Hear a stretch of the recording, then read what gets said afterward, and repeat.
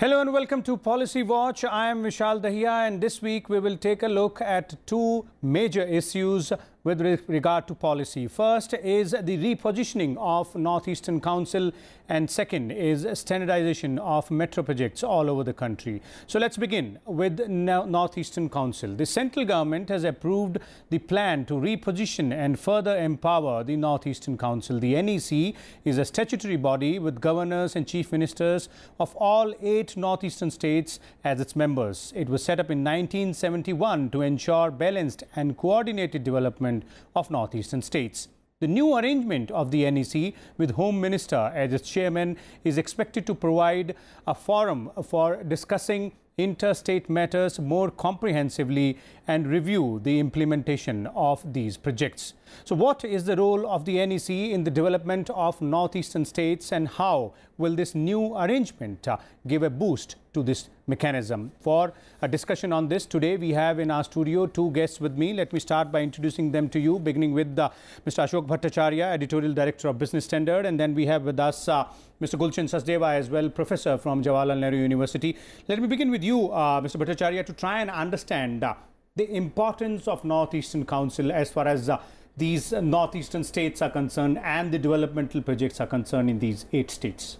Well, you know, to begin with, from what has been made public so far, the fact that the Home Minister of the country has been made the chairman of the Northeastern Council is significant. With the first time that the Home Minister is going to chair it. Now, so far, for the last several years, the Minister of State for Northeastern states used to be the chairing person, the person who would chair it. Now, the significance of the Home Minister chairing it is one, in the union government system, he is the second most important minister after the Prime Minister. And number two, he is also in charge of internal security. So it is not just a question of financial allocation or projects, but Northeastern, remember, Northeastern states are bordering with as many as 5 or 6 foreign countries. They are bordering with all the entire Northeastern zone. Now, to have the Home Minister chair Northeastern Council will actually facilitate a kind of an internal security related issue management. That will be, to my mind, is the first big significance of the Home Minister becoming his chairman. So it's going to be security as well. That aspect will also be taken into consideration. Because please remember, these 8 states, as I said, they are bordering these 5 or 6 countries. Okay, let me bring in Professor Sachdeva here. Professor Sachdeva, if you look at the composition of this council and when it was established in 1971 was the year. From there onwards, the point is, what has been its significant contribution? And as Mr. Bhattacharya is pointing out, most important point here will be the security point as well. Developmental projects will definitely be overlooked and reviewed and facilitated by this particular council. But now, with Home Minister being at the helm of affairs, the security point of view can also be tackled very significantly. Absolutely. In fact, you know, when in the 70s, when NEC was established, then it was a clear recognition that, you know, this particular region, it needs a separate agency to deal with the issues of development, which are interlinked with security issues as well. Since then, there have been many attempts really to make it more effective.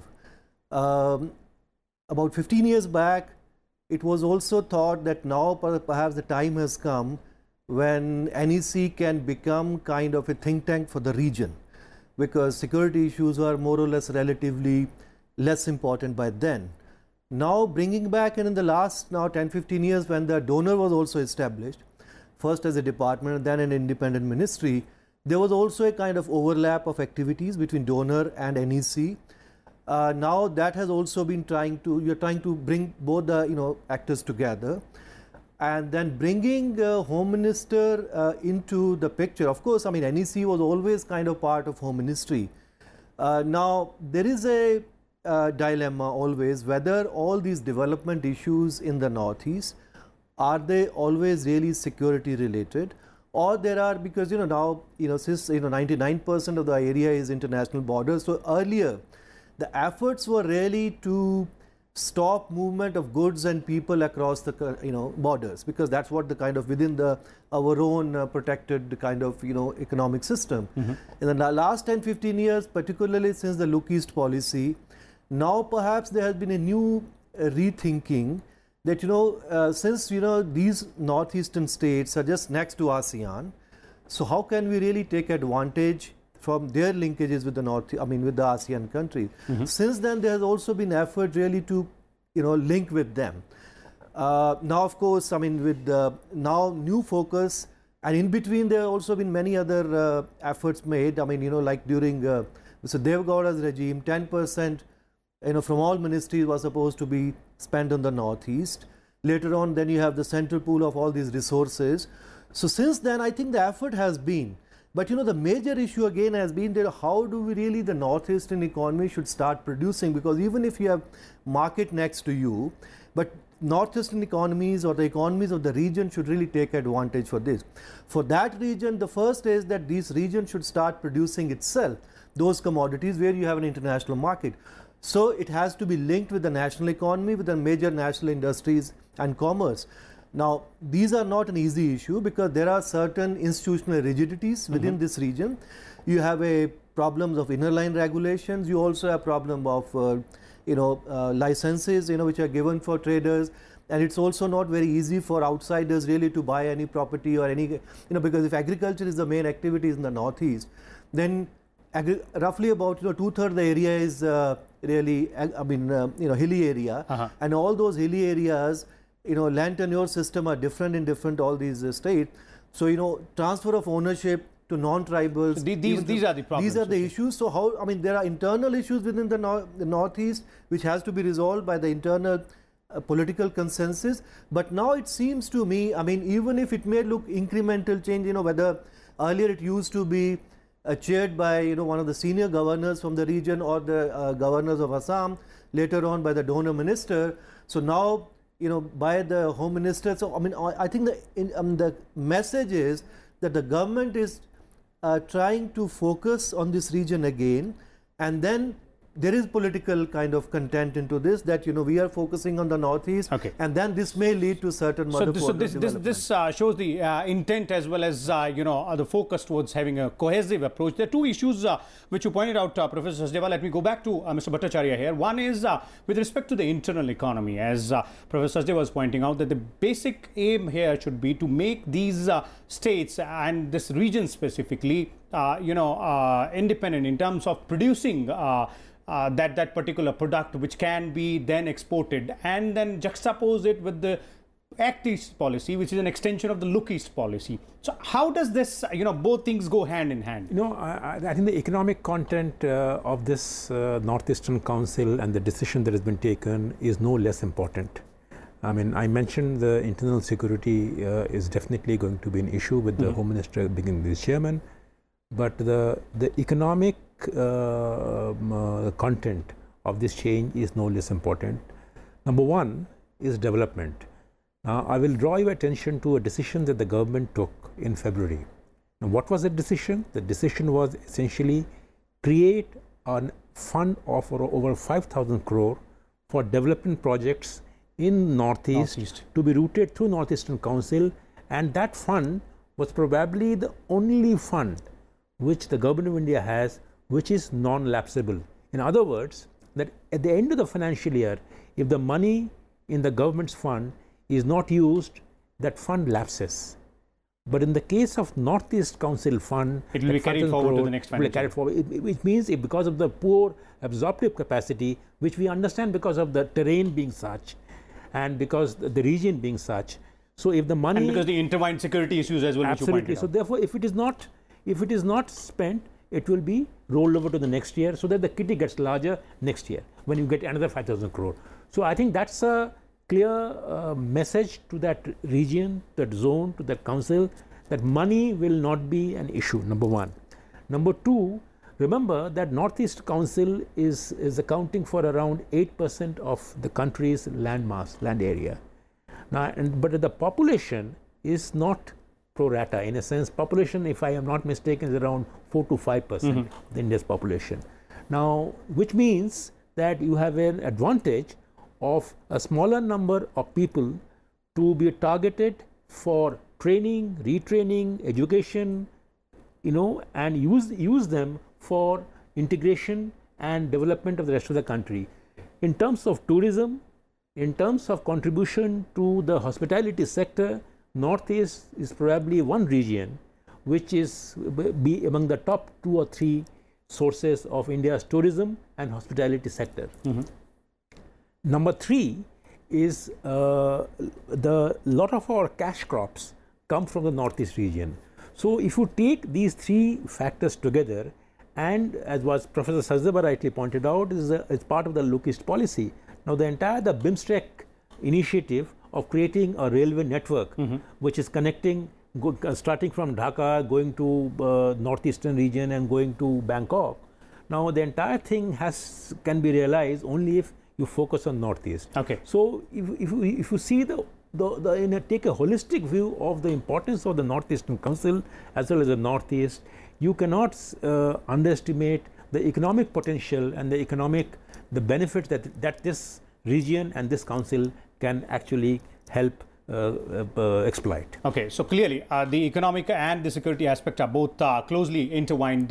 Let's have a concluding comment from Professor Sachdeva, and quickly, if you could sum up for us the achievable targets for the Northeastern Council now when it has been repositioned both in short term and long term. Well, I mean, one is now it's becoming quite clear that resources were never really a problem for the Northeast. The problem was less absorbing capacity, as was mentioned. So it's not just only the government resources which are really a problem, which of course, I mean, you need for infrastructure and something else, but the kind of market institutions which need to develop within this region. So entirely new look at the whole region and how do you really link up with the ASEAN economies, as I was mentioning. Now, there are 2 major, I mean, even if you look within India's Look East policy or Act East policy, linking with that, there are 2 weak points. Lack of infrastructure to some extent, relative lack of infrastructure within the Northeast and in Myanmar. And in the last few years, I think there has been clear effort in that direction that we can link up with that. Even if they are slightly landlocked, they are away from kind of mainland, but those kind of disadvantaged position in which it used to be, it can be made as an advantage for this region. And relatively luckily, in fact, in the last few years, security situation has also improved in the region. So now is the right time, and there is also a change in the outlook, change in the policy, because also within the region also, whether these are civil society or the political parties, all are looking really not really any protected kind of regime within the Northeast, but they want to integrate with the global economy, and to integrate with the global economy, first it has to be integrated with the Indian economy and also with the next neighboring economies. Okay, so clearly, as our panelists are pointing out, that the situation in Northeast is such that the economic development is closely intertwined with the security issues, and the repositioning of the Northeastern Council should help the states coordinate better amongst themselves as well as with the centre and the rest of the states in the country to try and have a comprehensive development across all sectors. We'll take a short break here. When we come back, we will talk about the issue of standardization of metro projects all across the country. Stay tuned. Yes,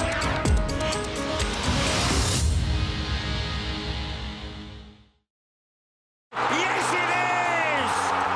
That's what they came to. The biggest sporting event on earth. Top teams competing to be crowned the world champion. Expert opinion, news from the training camps. Analysis of matches with our in-house experts. Hello and welcome to Rajya Sabha TV's coverage of the FIFA World Cup. RSTV brings you all the news from the FIFA World Cup every day at 7 p.m.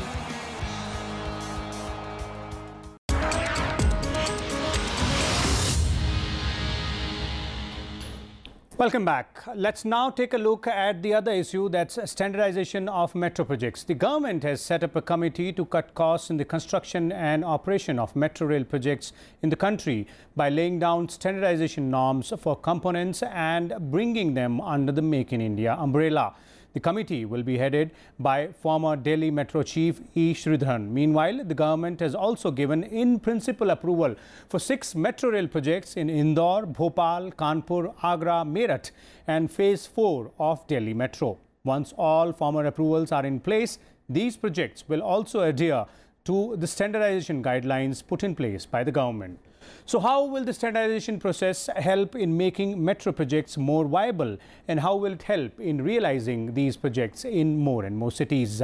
For more on this, we have again 2 guests with us in the studio. Mr. Bhattacharya still remains with us, and we also have with us for this segment Mr. Ajay Dua, former co-chairman of Delhi-Mumbai Industrial Corridor Planning Committee. Welcome to the studio, Mr. Dua. And let me begin with you only on this issue to try and understand this entire concept of standardizing projects.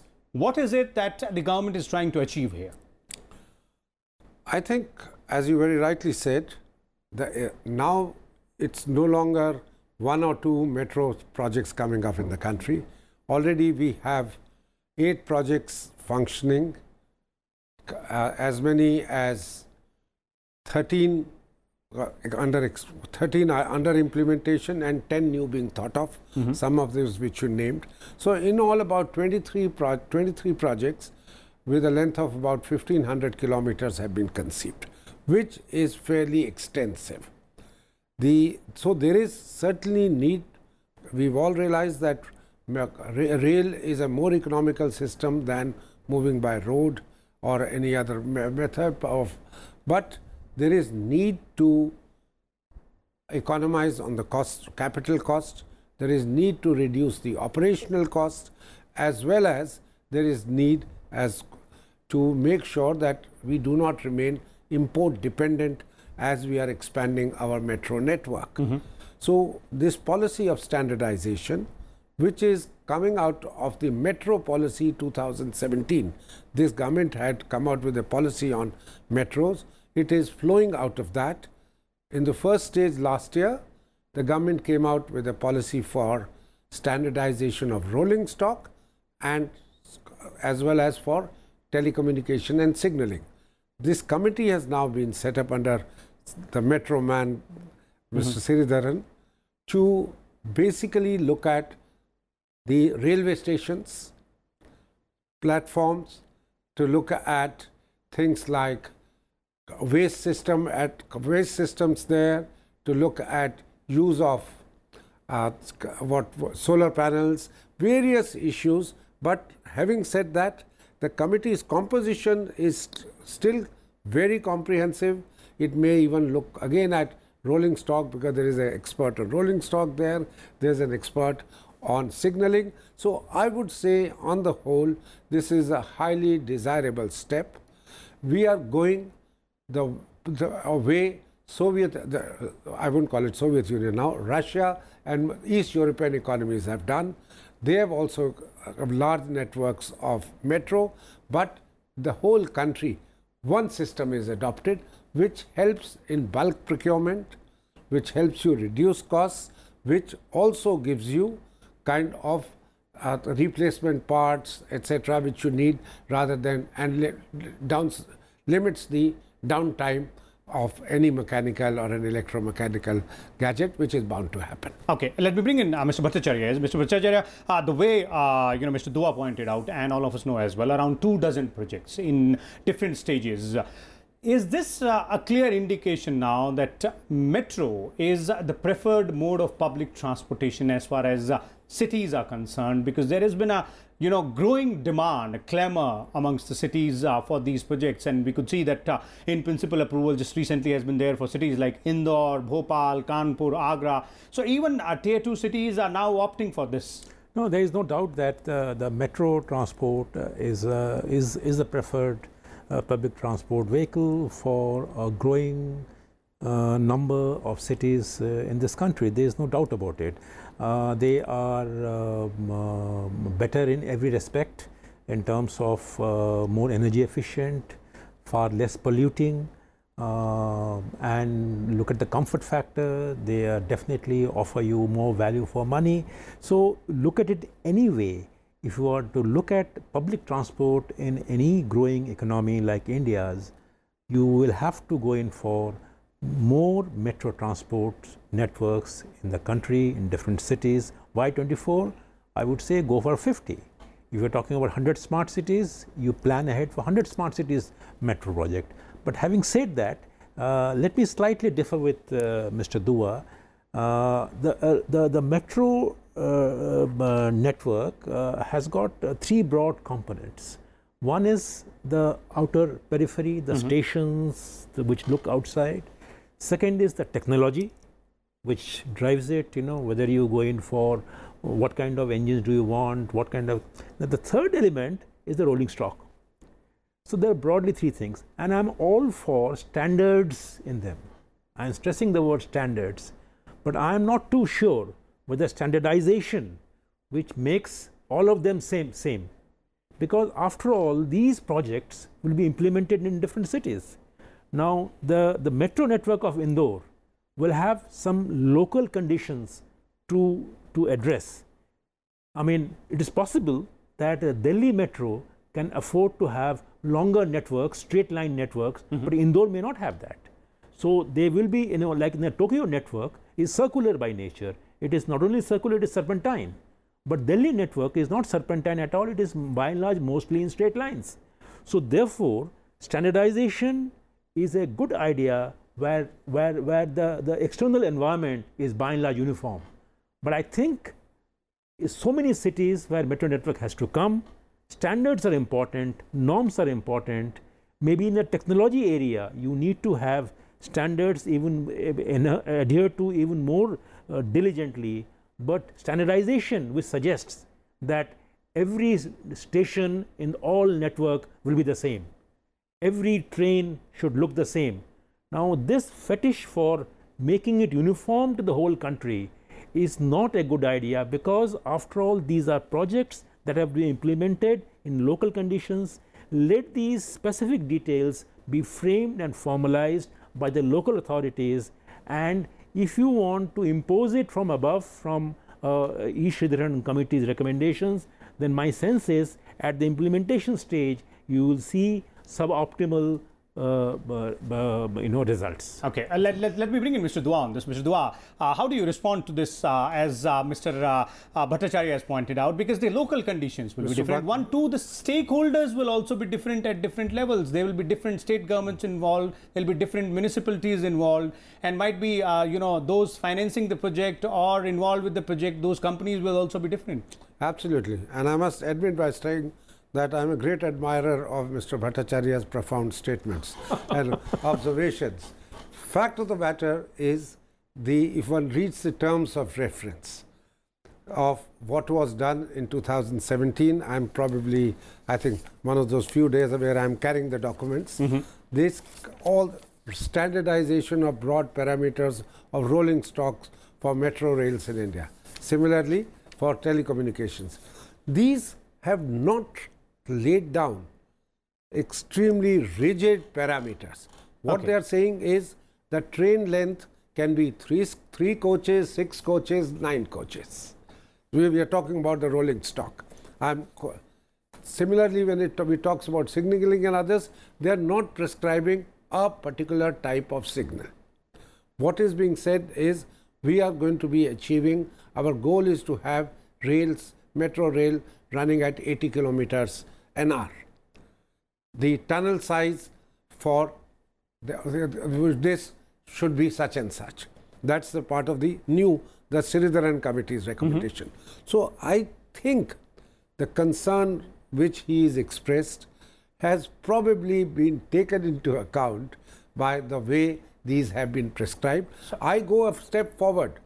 Today's technology is a particular level. Tomorrow, you could have maglev trains. Maglev, which is now already operational, say, in China and between 2 stations in Japan as well. Maglev could be overland, could be underground. that will be a new set of technology, which is probably more energy efficient, probably has a much less friction, so the output is much more speedier, etc. So I don't think this is foreclosing any change in technology. Okay. From maglev, you could go to what we don't even know today, hyperloops. What hyperloop technology is, that let the trains pass in a vacuum. So you get in here, you come out that side.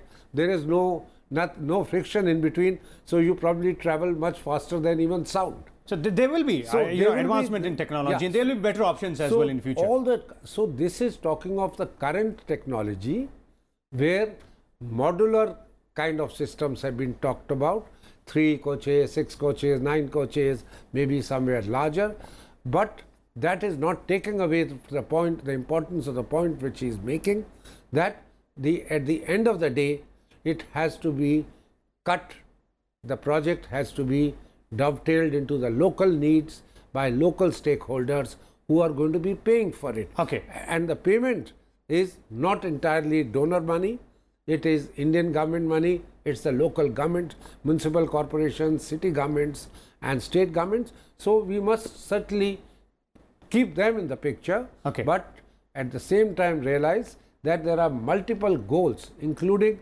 cut imports. Make things here. If you can export them from here, like we are talking of and the Prime Minister talked about it in his speech when he talked. So it's basically exporting to Australia. Basically pushing the indigenization part, and that on that I would like to have a concluding comment from you, Mr. Bhattacharya, that the focus here seems to be on indigenization, cutting imports, and pushing Make in India. My sense is localization of a metro project's conception, which means meeting the local needs with the involvement of the local stakeholders and even the local travelers, is not contradicting the indigenization goals. Okay. In my view, Make in India goals can still be achieved if you have flexible norms, flexible standards within the broad parameters, without going in for standardization, which suggests that common uniform sets, because that might undermine your local needs, passenger comfort. And if you have broad standards, norms, you can still meet the goals of Make in India, you can still meet the goal of indigenization, and they are not contradictory, they don't counter each other. Okay, they don't counter each other, but as Mr. Dua also pointed out, that some of Mr. Bhattacharya's concerns seems to have been taken care of, but whether or not they're implementable would be known only when these projects go into the implementation stage. We'll keep a close watch on that, and we'll keep on bringing to you other major policy changes. Next week, we'll come back with 2 different topics and different guests as well. Till then, keep watching Ajay Television.